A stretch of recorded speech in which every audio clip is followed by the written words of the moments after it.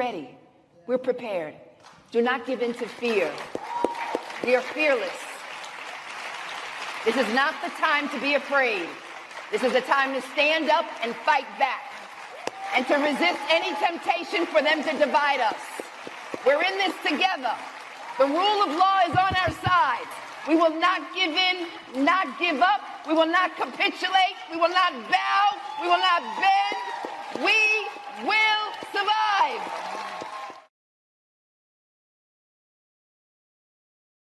Janice in Georgia's been holding on. She's a first-time caller. I promised to go to her as soon as we came back. And 11 minutes in, you are a patient lady. Thank you. Why, thank you. Thank you. I appreciate that, Ms. Hunter. All right. Listen here. So, how long have you been listening?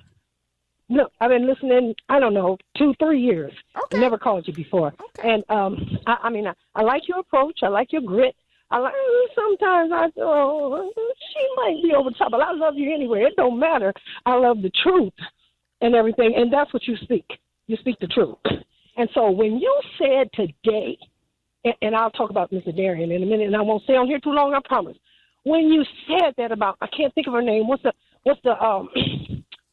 she was the president's speaker. Karine Jean-Pierre. Come on now. You said, what game is she playing? You hear what? Come on, you know better. I don't care, even if you want to be independent, you know you're not going to be able to vote, just like you said, primaries. There's things you're not going to be allowed to do. And with this two-party system that we have, that we may not like or right, if we don't stay in the game, then where are we? What are we going to do? Yeah. You got influence in front of people, and people are just going to say, well, if she did it, that's probably what I'm going to do. And everything. And then it's going to count for nothing. And then you know what you're going to be? Part of that 90 million that you keep crying about. Yeah. Well, I'm going to let you in on a little something, right? So when you get a book deal with a major publisher, and I don't even know who's their publisher, so let me go look, because with Simon & Schuster, I know that game very well. Actually, I know I've written 30-something books with every publisher. So let me see who Karine Jean-Pierre's publisher is. I'm gonna let y'all in on something. Jean-Pierre. Okay, let's see. Hachette. Oh, Hachette. Yes. Okay. Mm-hmm. So say she got, and I know she probably got a 6-figure advance, right?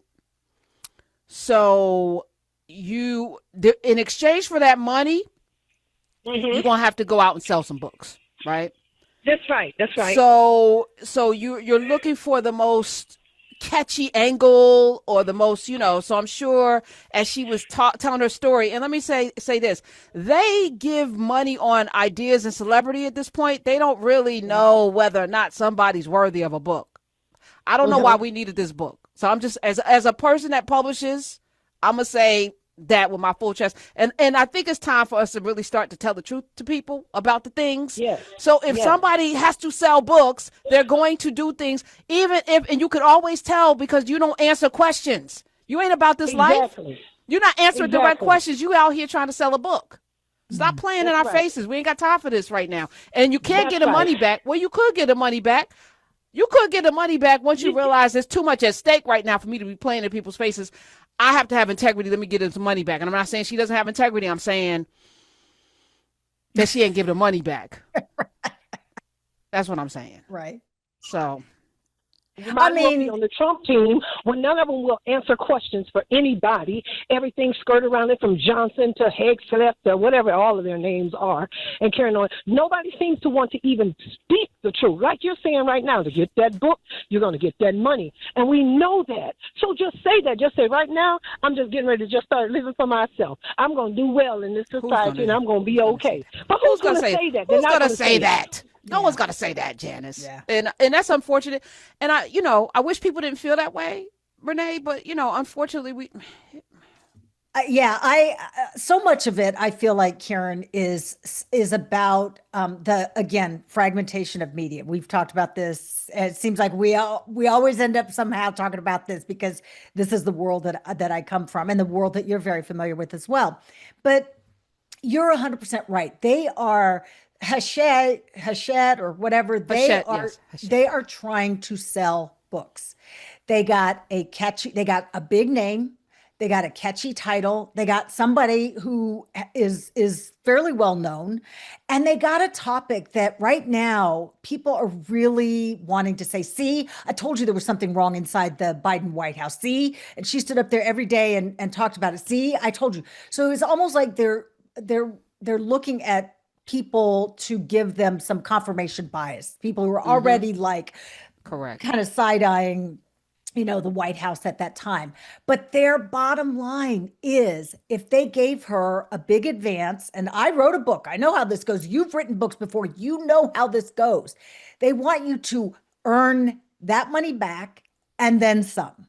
And so they are looking to sell books. And that's what and they're also, this is what, their broad appeal is about. They're trying to sell to and appeal to a broad audience, as opposed to, say, finding a niche. Like, I'll never forget when I wrote my book, you know who else got a book deal shortly after I got my book deal? Snooki. Do you remember who Snooki is? Let me tell you how many books Snooki sold. Exactly. Snooki sold so many books. Well, she was at Simon & Schuster. So I was like, y'all signed Snooki? She was on the bestsellers list. And she got as much more money than Toni Morrison to go speak at Rutgers. That's when I was like, yep, exactly. We not gonna last, y'all. This not gonna. But that's what we're talking about. That's what we're talking about, is that she had a big name with the Jersey Shore and all that other stuff, and they were like, okay, she's hot. It didn't matter that what she had to say was not as important as what somebody else had to say, but they knew she was going to move units. End of story. And she did. And that became kind of a domino for all of the housewives. Bethany Frankel, the one that was, I forgot her name now. She's not even. Anyway, like, all the housewives got book deals. Yep. And they sold books because, unfortunately, and this is a us conversation, actually, because we are now telling them this is what we want. Mm-hmm. They're not gonna. There was a time early on, which is why I was really happy to be a part of Simon & Schuster, when publishers were kind of like media, where you're going to publish what's needed, not just go chase the dollar. You have people. I had an editor who didn't read.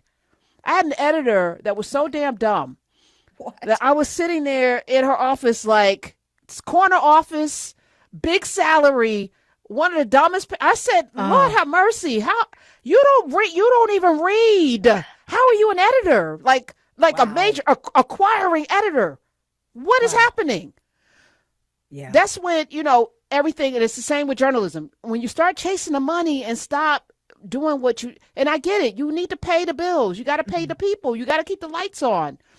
But once you undermine your integrity and your ability to be able to tell the truth to the people, it's all now over. And it makes it really difficult for regular ass citizens to trust anything. That's right.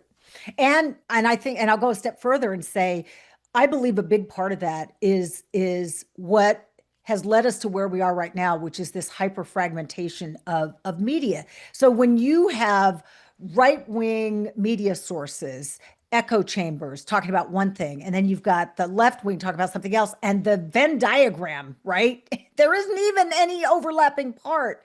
That becomes problematic. This isn't, Walter Cronkite and David Brinkley and all. This isn't that anymore. And I think, quite frankly, to our detriment. But I don't know how to put that genie back in the bottle. I don't think it can. We can't.